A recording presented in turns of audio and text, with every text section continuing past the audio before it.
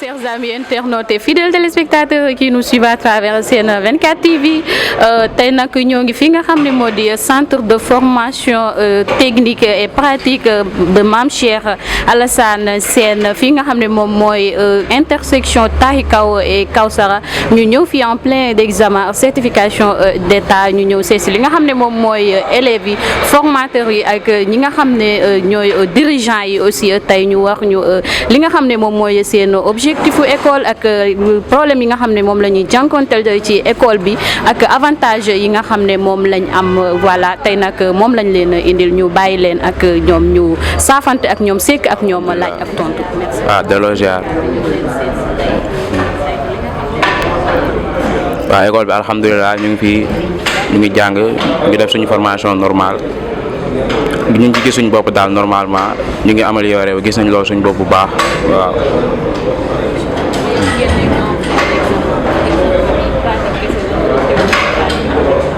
examen bi pratique la en même temps am na théorie comme da ngay def rapport nga def lépp waaw. waaw am nañ fi satisfaction bu baax ndax ñu ngi ciy gis suñu bopp ñu ngi amélioré bu baax ci lépp waaw ñu ngi ciy góorgóorlu lépp lu ñu si mën ñu ngi def examen yi yaa ngi gis ñu ngi réaliser affaires yi ñu ngi dóor affaires yi boo yëpp a ngi si affaires yi ñu ngi koy dóor normal daal. maa def ay renseignement laajte fii yëpp ñu ne ma daa bokk na si école yi gën a baax fii nii te après si la décidé ñëw si école bii nii samay parents andi ma fi te depuis boobu ba léegi tamit rëccuwuñu ko ñu ngi def suñu formation normale suñu terrain ñu ngi dem atelier des fois di pratiquer par samedi ak vacances yi. taxul tane na rek ñu ngi gérer moom incha allah. maa ngi tudd Mbaye Ndiaye ci école bi lay jàngee cours du soir laa fi def. d'accord bon man fii laay defee cours du soir bu ma wàccee liggéey fi laay ñëw bon école bi nag am na matière boo bëgg mi ngi fii bon ñun ñi nga xam ne dañuy liggéey te aussi dañoo am loo nga xam te ni bii dañoo ko raté suñu jeunesse moo tax ñu def cours du soir fii pour mën a rattraper wu bon école bi nag bon vraiment gis naa fi ni école boo xam te ni bi école bu am solo la vraiment parce que domaine yëpp lañ fiy jàngale quoi. bon maa ngi fi nag ren ji pour def sama CAP incha allah. am na théorie am na pratique mais aussi bon sama genre bi dañuy def rek ñoom approche par compétence dañuy def quoi dañuy ñëw ñu def pratique booy def examen tamit pratiquement pratique rek ngay def quoi. ci wàllu technique waaw technicité lañ lay def loo waaw technicité lañ lay def loo waaw. dama cee am ay écho ni école bi école bu baax la te aussi maa ngi dëkk à côté bon Thiès laa dëkk maa ngi liggéey foo xam dafa xaw a sori bu ma ñëwee sama kër laay dugg rek ñëw ci école bi à tout près pour mën a def suivre samay kii quoi samay formation.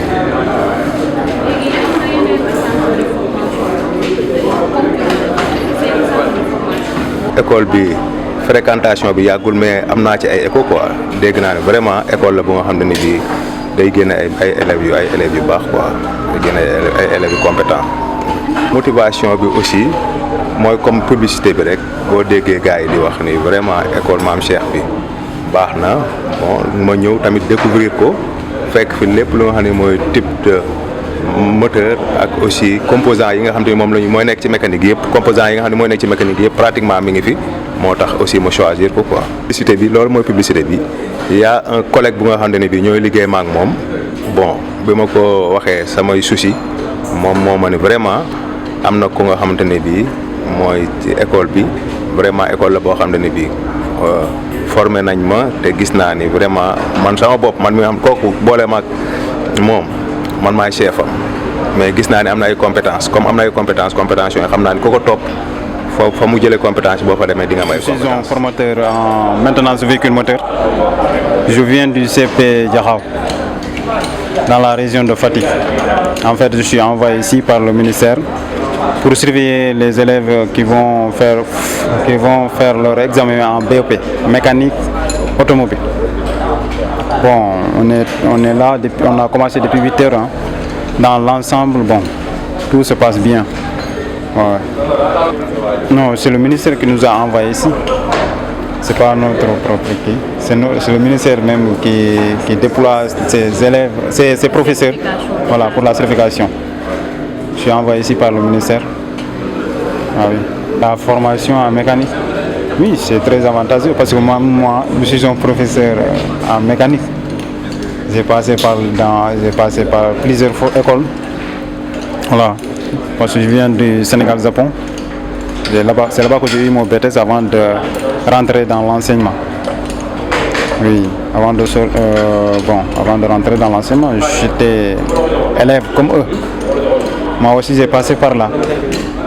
Voilà, j'ai vu qu'avec l'enseignement technique, bon, tu peux travailler étant comme professeur, en même temps tu peux travailler dans les entreprises. Parce que moi, avant que je devienne professeur même, j'ai travaillé dans les entreprises avant de venir ici. J'ai travaillé dans les entreprises plus de 2 ans même, avant d'être recruté par le ministère et de devenir un professeur en maintenance véhicule moteur. J'étais là-bas comme un technicien en mécanique engin lourd. Voilà, j'étais là-bas comme un maintenancier dans la mécanique des engins lourds. Ici, notre examen, c'est en APC. Ça veut dire que c'est totalement pratique. Bon, ici, vous voyez, depuis 8 heures, dès qu'on a commencé, il n'y a que des TP. Ici, c'est la pratique. Normalement, un élève qui sort en APC, c'est quelqu'un qui peut travailler sur le terrain. Ah oui, il ne peut pas. Bien sûr. Bien sûr.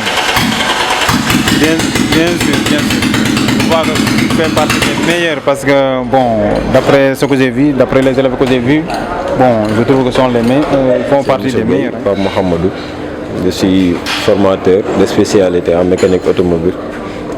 Actuellement, je supervise par le biais du ministère de la formation professionnelle et sous la direction des examens et concours professionnels et certification. Donc là, on est aujourd'hui le 2, on est là pour superviser le déroulement des examens de certification des CAP et BEP au niveau du Centre de formation technique et professionnelle MCAS de Thiès. Donc on est là depuis ce matin pour le bon suivi et le déroulement correct des certifications, donc que ce soit pour les séances de contrôle des examens de CAP ou bien de BEP. Donc là, on est en pleine activité de déroulement. Donc comme vous pouvez le constater, on est là jusqu'au 6, je pense bien, donc pour le déroulement des examens et certifications. Donc on est là autant pour les CAP et autant pour les BEP. Donc là, je suis affecté ici pour la surveillance des CAP, mais mon établissement de fonction, c'est au niveau du CFP de Taïba Ndiaye, qui est logé à Taïba Ndiaye, dans le département de Tivaouane. Donc voilà. En certification d'État, donc c'est une certification nationale, une certification que moi et mes autres collègues supervisent. Donc chacun de son côté va essayer de faire du maximum qu'il peut pour le bon déroulement. Il n'y a pas de l'établissement est public ou bien privé. L'établissement, c'est une certification qui est nationale. Donc autant pour les privés et autant pour les publics, on est tous sous le même pied d'égalité. Donc que ce soit pour les établissements privés ou bien pour les établissements publics, on est tous là et c'est pour le bon déroulement de l'examen. Donc les certifications là, il n'y a pas de côté privé ou bien de côté public. C'est une certification qui est nationale. Donc ce sont les certifications en APC, parce que l'APC, c'est uniquement en travaux pratiques qu'on va certifier les apprenants. Ce n'est pas comme ce qu'on faisait pour les PPO. Donc, PPO, il y a la partie qui est technologique, ou bien c'est une partie qui se présente par des exercices, etc. Mais là, c'est typiquement en APC. Donc l'APC, c'est l'approche par des compétences. On juge le travail de l'apprenant de par sa compétence. Donc c'est uniquement des postes de travaux pratiques. C'est comme ça que se passent les certifications. Donc pour les séances de PPO, c'est la pédagogie par objectif.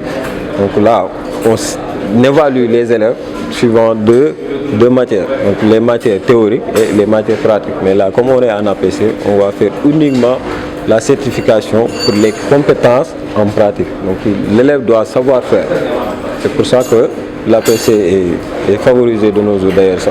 C'est l'ensemble des écoles de formation, tous appliquent l'APC en ce moment-là.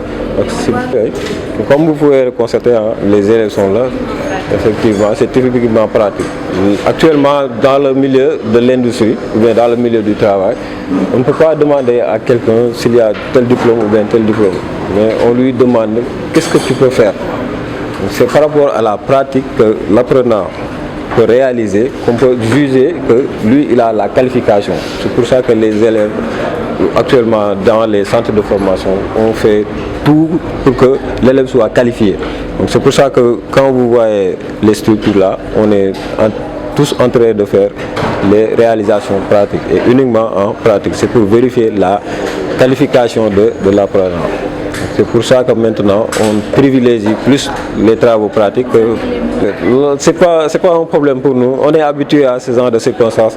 C'est pas un souci. Eux aussi, les apprenants, ils ont l'habitude. Donc ça fait presque 2 ou bien 3 ans qu'ils sont dans cette même séance d'exercice là. Donc c'est pas un problème pour eux, c'est pas un problème pour nous. Nous on est là que pour les accompagner. On est là que pour les accompagner. Eux ils savent ce qu'ils ont à faire. Nous on les supervise juste pour le bon déroulement.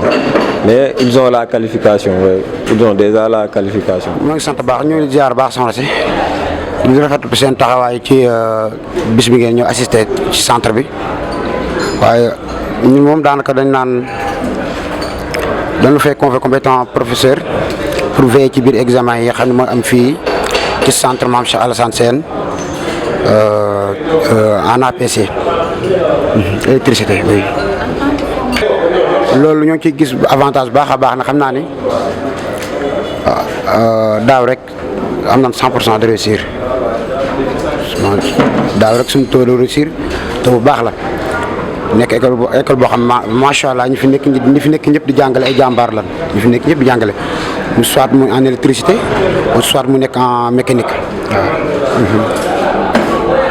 waaw. loolu moom jël na ci ay matuwaay bu yàgg nga xam ne ni ñëpp xam nañ courant métier la boo xam ne c'est risqué métier bu risqué la kon donc suñu demee ba koy enseigner jël na ci ay mesures yoo xam te ne chaque instant ak période bu mënti doon rek nan xam nañ koy doxalee bu baax a baax soit ñu koy jàngalee wala soit méthodologie câblage yi wala TV lu ci mënti doon rek jël na ci mesure bu baax a baax ba saa suñ ko defee ni mu jàllee problème du ci am te jéetam du ci am. loolu APC moom daanaka dañuy faral di wax naan c'est pratique moo ëpp ko théorie bi waaye APC ñoo ngi koy bàyyi xel bu baax a baax. école la boo xam tamit boo xoolee ñu ci ëpp ñu ci intégré di ñëw di jàng si fii mën nañ sax naan dëkk yu mel ne Fall ñu ci ëpp ñu daanaka ñu ngi dëkk ay Fayu ñu ngi dëkk ay comment dire Thiès noonu ak yeneen gox waaw. waaleykum salaam yéen initiative bi ñoo leen di nuyu di leen sant di leen remercier seen taxawaay fii nii ci centre de formation Ndiaye Sène bi ñoo leen di jaajëfal ci seen taxawaay bi fii nii. centre de formation Ndiaye Sène bi dama dégg gars yi di ko wax Ndiaye Sène ma dégg ñu naan formation bu am qualité moo fa nekk ma ne woon ma nit naa inscrit boo xam lu fa nekk daal bi ma fi ñëwee daal rëccu ma benn yoon bi ma fi ñëwee xam naa ne centre bu baax la. ñu ngi ci pratique yi ñu ngi ci théorie bi te lépp lu fi nekk daal examen bi waaw on dirait que pratique yi moo ëpp gis nga instant yi sax ñu ngi woon ci câblage bi domestique bi suñ paree ci câblage domestique bi yaakaar naa dañuy enchaîner nekk industriel waaw sur le terrain waaw ñuy dugg ci terrain yi di installer di câble ci chantier yi waaw comme noonu. fii nii ñu ngi fii def ay câblage industriel câblage domestique 2 sens de marche 1 sens de marche étoile triangle ay moteur tout ça dañ koy def fii daal ñun ñooy waa électricien fii on dirait ça parce que fii nii élèves yi daal dañuy jàng quoi dañuy jàng te formation bu baax la tamit. formation bu baax la te fii nii dañ lay expliquer li nga soxla yëpp daal lépp a ngi fi daal loo soxla ñu je pense pas yaakaaruma dina am ay perturbation parce que câblage bi niñ ko gisee nii câblage bi neex na daal domestique bi neex na daal. maa ngi tudd Jooja Ba maa ngi dëkk Cité Niakh. Je suis là depuis l'année dernière. C'est 3FTP qui m'a fait une bourse entière. Je suis là en tant qu'électricienne. CFTP, Mame Cheikh Alassane Sène. Dama gis ne dama arrêté enseignement général en classe de 3e pour ñëw def formation électricité pour avoir une bonne métier. dama koy yàgg a rêvé aussi moom mos a doon sama idole pour que ma doon électricienne. Après cela déposé 3FTP ñu accordé ma une bourse entière depuis l'année dernière voilà. ñu def théorie mais pratique bi moo ëpp parce que dañuy pratiquer moo ëpp ñu ngi dem sur le terrain ñu ngi def stage. On a 2 ans de stage à CEP. Alerte service électricité bâtiment. Ñu nekk derrière station mairie foofu la nekkee. amuñu benn complication. Vraiment c'est ma seconde famille. Parce que Ndiaye Sène teg nañu ci yoon bu baax. Parce que tey jii nii bu ñu demee ba sur le terrain di wane un bon exemple c'est grâce à lui. Et aussi dox nañu ay encadreurs yoo xamante ne macha allah vraiment accordé nañu choix bi ak teg nañu ci yoon bu baax daal en tout cas là on est sur la bonne voie vraiment. ça va bien maa ngi sant bu baax alhamdulilah maa ngi tudd Binta Mbengue élève en classe de BEP2 mécanique électricité en 2e année instant dañoo nekk di def examen 2e année BEP. école bi moom wax dëgg yàlla lu baax la te aussi waa 3FPT tamit ñu baax lañu aussi parce que depuis ma commencé jàng ñoom ñoo may kii nii ñoo ma may bourse c'est pas la première fois. ñu may nañ ma bourse 3e fois bi mooy sama 3e fois ñu may bourse dama gis ne école bu baax la te aussi dama gis ne école bu baax la te aussi jeunes yu bari ñu ngi def formation instant bi je peux dire que formation boo ko defulee boo commencé la tamit si ngay kii moom ngay mujjee donc loolu moo tax man dañu def formation bi am sur le terrain ama 2e année gis naa si ay avantages yu bari d'ailleurs maa ngi doon wax sama benn cousine sax mu ñëw def ci formation bi parce que formation bi wax dëgg yàlla lu baax la moom instant bi moom tout est ok les matériels et tout ça tout est ok pour l'instant yëpp mat na. asalaamaaleykum ñoo ngi leen di nuyu bu baax Thiès 24 ak Thiès Média Sen 24 ak Thiès Média di ay presse locale yi fi nekk vraiment di jàppale askan wi. di nuyu téléspectateurs yi nga xam ne ñooy seetaan seen télé yi man nag may tudd Ndiaye Sène responsable de formation centre Mame Cheikh Alassane Sène di directeur technique donc tey ñu am suñu 3e certification parce qu'auparavant il y avait des examens classiques qu'on appelait les examens PPO qui se déroulaient auparavant on le faisait au centre CEP de Thiès. Mais depuis 3 ans, on est en certification. Ça, c'est un nouveau type d'enseignement qui part de l'approche par les compétences. Donc, après 2 ans de formation au BP ou 3 ans de formation au CAP, les apprenants sont certifiés. Donc, maintenant, le ministère envoie une équipe, le formateur, superviseur, un président du jury. Donc pour certifier nos candidats. Donc les candidats qui sont là, ce sont les candidats du CFTP Mame Cheikh Alassane Sène. Donc ñoo ngi fi depuis ce matin tey mooy le 2 mardi 2 jusqu'au 6 pour la certification. Donc on a 2 filières donc à certifier. Il y a la mécanique auto, il y a l'électricité industrie. Donc au niveau CAP comme BP, on forme aussi en BT. Mais pour les BT, la date de certification, ce sera le 30 juillet, Inch'Allah. Donc comme vous le voyez, nous avons actuellement dérouler normalement l'examen de certification d'État. Donc chaque candidat à la sortie aura son diplôme d'État. Donc nous formons pour 2 ans le BP et 3 ans pour le CAP. Voilà. Depuis presque 2 semaines, nous accompagnons les élèves. Dès que ce programme est terminé, donc nous les préparer à l'examen. Donc comme nous l'avons dit, formateurs ils les préparer de ce qui les attend pour la certification. Donc point de vue équipement et matière d'œuvre aussi. Donc préparer nañ ci lu am solo pour que bu ñu effectif yi par rapport effectif yi ñu mën a dérouler correctement formation certification bi. La DPC aussi mooy direction des examens concours bu ministère envoyé na fi vraiment matière d'œuvre doy sëkk boo xamante ne vraiment dina accompagner examen yi. Depuis avant-hier, on a envoyé pour le déroulement des examens. Vraiment, depuis 3 ans, et chaque année, on nous envoie de la matière d'œuvre, plus équipement et matière d'œuvre qui existe ici à l'école. C'est-à-dire que, approche par les compétences, ce qu'on vise par là, c'est qu'à la sortie, que l'apprenant soit opérationnel. Parce qu'auparavant, avec le type PPO, il y avait pratiquement la théorie, ça n'a pas arrêté. Il y a aussi la pratique, mais en approche par les compétences, on vise plus la pratique.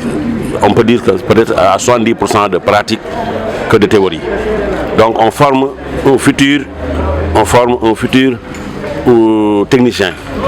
À la sortie, il peut s'exercer, il peut travailler sur n'importe quel type d'entreprise. Donc auparavant, le modèle d'enseignement qu'on utilisait, c'est-à-dire qu'à la sortie, il faut que l'apprenant fait des stages de stages pratiques pour avoir la main, pour avoir de l'expérience, avant d'être embauché dans une entreprise. Mais par là, si vous voyez ces gosses-là qui travaillent, tu peux être confiant de vous qu'ils peuvent travailler demain. Peut-être on peut les embaucher, donc dès demain. Donc ils savent ce qu'ils doivent faire dans une entreprise. C'est ça qui différencie maintenant les prototypes d'enseignement. Maintenant, avec le type PPO, ce qui existe jusqu'à présent, il y a pas mal d'écoles de formation qui continuent à exercer ce genre d'enseignement. C'est-à-dire qu'il y a les matières transversales qu'on appelle français, mathématiques et dessin technique, qui continuent à être enseignées. Mais ces matières-là qu'on appelle français, matière transversale, français, mathématiques, anglais et dessin technique, dans notre certification, ne seront pas pris en compte. C'est-à-dire que avec le PPO, il y a un test de présélection qu'on faisait. Il faut que le candidat réussisse, n'est-ce pas, toutes ces matières-là, il y a une évaluation au premier tour, avant d'aller au second tour, qui concernait uniquement la partie pratique. Mais maintenant, on a vu qu'avec ce mode d'enseignement, l'élève ne pourra pas être opérationnel dès la sortie. Maintenant, l'apprenant qui est dans nos centres-là, il est formé selon les modalités de l'entreprise. C'est pourquoi, si vous les voyez travailler, vous faites la différence entre un élève qui est ici, dans ce centre-là, qui fait l'APC, approche par les compétences, par rapport aux autres centres. Donc c'est vraiment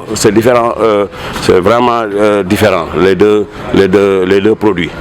Non, pratiquement, parce que c'est des sujets qu'on les donne, et chaque élève, chaque candidat suit le sujet qu'on lui donne.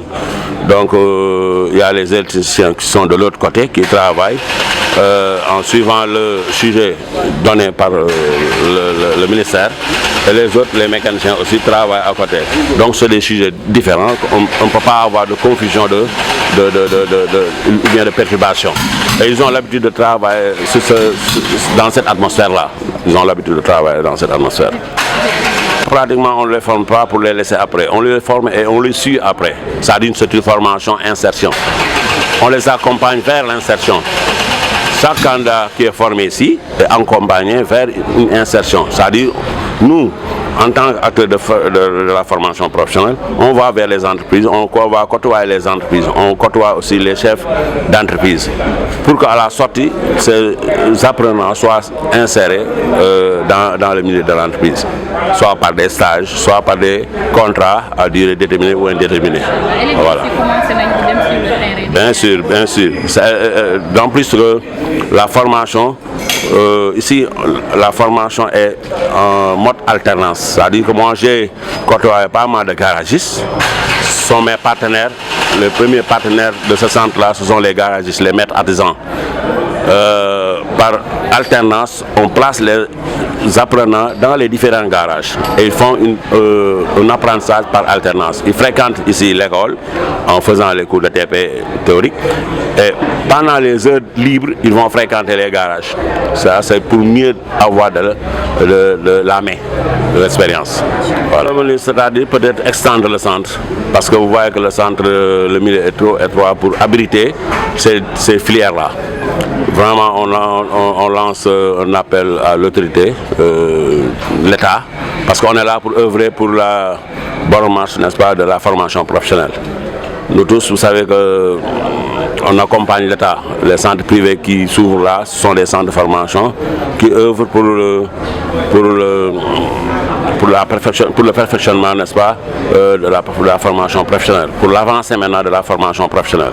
Donc, on lance un appel à l'État d'aider les centres de formation, surtout les centres de formation privés, en les octroyant, n'est-ce pas, des équipements, en les octroyant, n'est-ce pas, des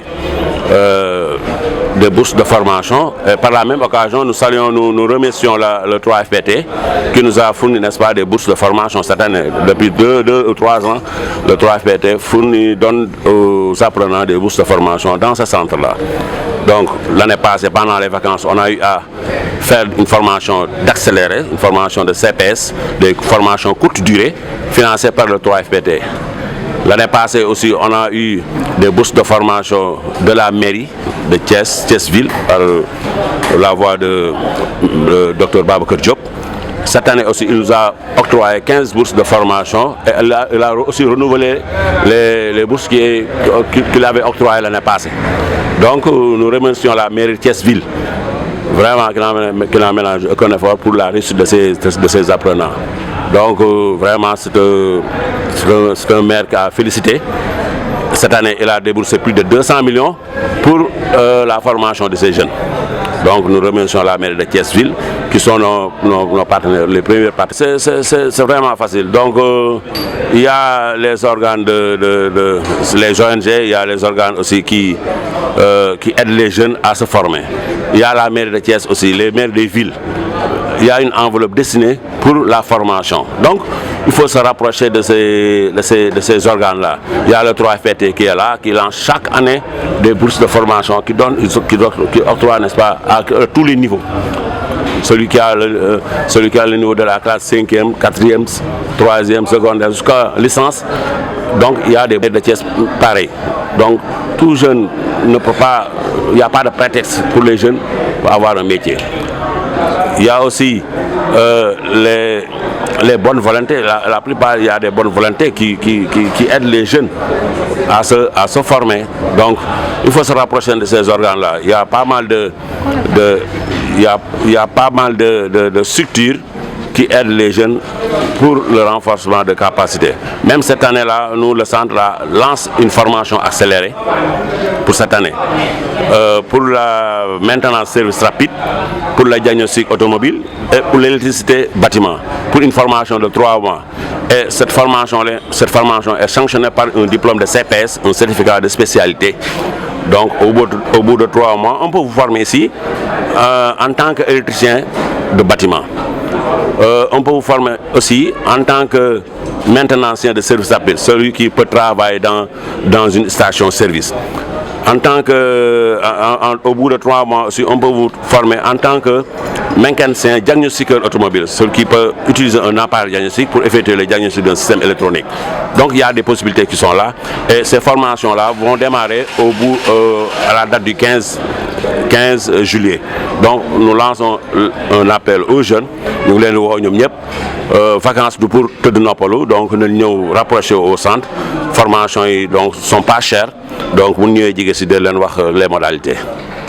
waaw man maa ngi tudd Ndiaye Sène nekk fii ci centre de formation Mame Cheikh Alassane Sène bokk ci responsable yi donc nekk directeur technique accompagner centre bi ci partie côté technique bi donc ñu jaajëfal bu baax waa Sen 24 ak Thiès Média ñi nga xam ne samay partenaire lan yàgg accompagner centre bi ci mel nii bu amee tey nag dañ fay ñëw tey ñu jël couverture examen boo xamante ni certification la centre bi nekk premier centre de formation qui applique l'APC mooy école bi nga xamante ni moo njëkk bu état autorisé muy def APC approche par les compétences nag boo ko déggee mooy xale bi bu génnee day mën a liggéey ci entreprise 2 ans bu mu fi defee wala moo def fi 3 ans day mën a dem liggéey rek ci entreprise du soxla sax muy stage ndax dina xarañ goo xamante ni su génnee rek day mën a gaaw liggéey tey nag ñu dajale leen fii état ci ministère par la voie de direction examen concours bu Dakar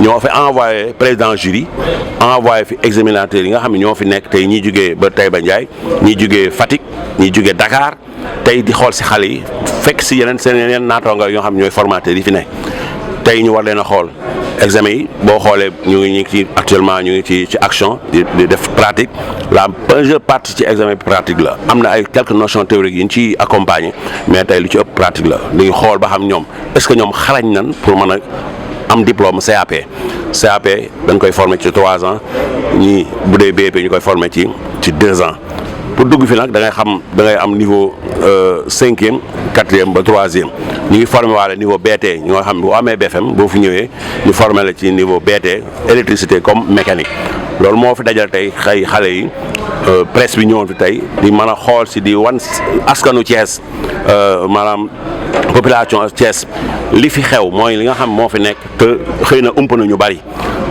école bi nag mi ngi fii ci premier pont nekk ci zone boo xamante ni zone bu peuplé la Madina Fall Kër Cheikh taxe ko wër ko macha allah mu bari ay jeunes du waroon ñu leen a mën a wan mën ñu dugg kër gu nekk ñun la lii moo fi ne waaye par la voie de la presse ñu wan leen li nga xamante ni moo fi nekk formation yi ñu fi am te lépp rek ngir jàppale état ci politique am bi nga xam moom lay def pour la jeunesse loolu moo taxoon tey presse bi ñëw ñu man leen a wan li nga xamante ni moom la moo fi nekk tey bu ngeen xoolee tey à travers vidéo yi nga xam ne moom lañ fi wane di ngeen gis xale yi nekk ci seen phase pratique yi nga xamante ni ak examinateur di leen xool lool.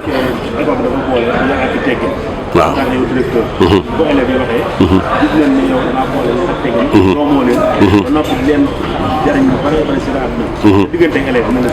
waaw sama diggante élèves moom parfois mën naa cee wax ndax dama leen jàpp comme samay doom ñi samay jarbaat ñi samay jeune frère dinaa leen teg lu métti ndax li ma leen di teg lu métti mooy bëgg rek ñu réussir parce que dama am slogan boo xam chaque fois dama koy wax une personne doit réussir pour sa personne donc doomu aadama dafa war a réussir pour boppam mais mu réussir pour ay waajuram mais pour mu réussir pour la société nit ku ne war naa doxaale ak loolu à chaque fois dama leen rappeler nit ki da ngay amal njariñ sa bopp mais boo amalul njariñ nit ñi mais amal njariñ sa bopp mais nga amal njariñ nga tekki amal njariñ say waajur mais nga amal njariñ société bi nag boo ko déggee muy man mooy yow mooy keneen ak keneen loolu moo tax à chaque fois du ma bañ dama ci xar sama tànk tëbëy du ma leen seetaan fii nag ku fi nekk ñaar yëpp nga wax la ñuy boole mooy li ma la wax li nga wax léegi mooy yar ak ay teggin comportement yi dañ koy xool bu baax sa port vestimentaire dañ koy xool bu baax ni ngay waxee dañ koy xool ni ngay wax ak sa morom dañ koy xool kon donc maanaam éducation la bu ñu xasee wax éducation rek duñ la jàngal rek jox la xam-xam nga dem ndax mun la joxee xam-xam nga dem doo xam doo koy jariñoo ñun nag ci nit ñu yaree ñun ci yaru murit mooy koo yor boo koy jàngal da nga ko jox ay comportement baax te loolu laa fas yéene def di ci œuvre di ci jaamuwaale yàlla nag moo tax vraiment ñuy nekk fii di góorgóorlu ci xale yi te xale yi tey nga gis tey ku ci nekkul woon fii tey yàlla mën na dogal nga nekk ci leneen loolu moo tax tey am na ñoo xam ne ni tey récupéré naa leen ci seeni parents mooy dem na ba seeni parents mënuñu leen dara si à ma modeste personne fexe naa ba seen parents yooyu ñi topp seen i ndigal di bàyyi seen i tere di jàng si correctement ba tey ji am na ci yoo xam ne réussir na ñu ngi ci ay entreprise. école bi am na ñu koy jàpp mel ni maire wala. waaw léegi état loolu lépp état la parce que ñun ñoo ngi jàppale état bu baax ndax la fekk ñu ubbi structure bi teg ko fi xale yi di ci formé wu loolu jàppale état la waaye ñun état aussi seetaanuñu état teg na structure yi mel ni 3FPT boo jaaree fi nga war a jaar 3FPT da lay jox bourse de formation yi nga xamante ni mooy tax xale yi nekk fi di jàng te duñ fay. maire bu Thiès à travers le monsieur le maire Babacar Diop vraiment depuis bi mu nekkee fii ba léegi dox bay na ci waar mu baax a baax institut de formation yu bëree bëri tey ku ci amul 15 10 am nga plus yoo xamante ni ay apprenants ay bourse de formation kon ñu ngi koy jaajëfal di koy ñaanal enveloppe bi muy dégagé pour la formation des jeunes mu gën a yokk bu baax a baax ñu ngi koy féliciter di ko accompagner di leen jaajëfal bu baax a baax. suma kàddu mujj mooy ñaanal samay ndongo yi nga xamante ni depuis 2 ans ñu ngi fi di fi former ñii 3 ans sunu demee ba ca mu jël nga résultat yi nekk 100% daaw yàlla dogal na 100% lañ amoon ci à tous les niveaux ba mu des BEP électricité la amoon 99% kenn lañ teewoon ñu ngi ñaanal loolu suñu borom defal ñu 100% partout parce que APC vise 100%. doo yóbbu élève bi pour muy échouer ndax def nga ci moom loo xamante ni bu demee bu sottee li ñu def ci moom rek normalement dafa la jàll loolu mooy APC kon donc ñu ngi ñaanal candidat yi fi nekk yëpp sans exception. ñoom téléspectateurs yi maa ngi leen di nuyu kenn ku si nekk sa tur ak sa sant man maa ngi tudd Amadou Fall di inspecteur de l'enseignement technique et de la formation professionnelle ci inspection d'académie bu Kaolack donc ma ñëwoon fii ci examen de certification CAP BEP. En APC, en approche par les compétences, donc comme président de jury. Donc pour l'instant, nous avons démarré l'épreuve. En tout cas, ce que je ci démarrage, c'est démarrer normalement parce que les candidats, pratiquement, tous ont une absence.